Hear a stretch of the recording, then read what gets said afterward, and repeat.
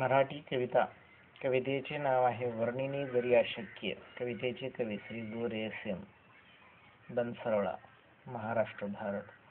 वर्णिनी जरी अशक्य वर्णू न पाहू थोरवी निसर्गाची. कवी इथे दुर्बल्य सांगड लावू देवाशी कवित्वाची. तेजस्वा पाहणे न होय जाणून घेऊ ते जगाथा सूर्याची. हाते उभी तुझ जोडाय जोड देऊ साक्षी हाताशी कामाची. नदी वाटेत दिसली क्षणी वाटले ही असे माझी माऊली. तशा होती लागलेली फुटभर जलाने ती भागवलेली.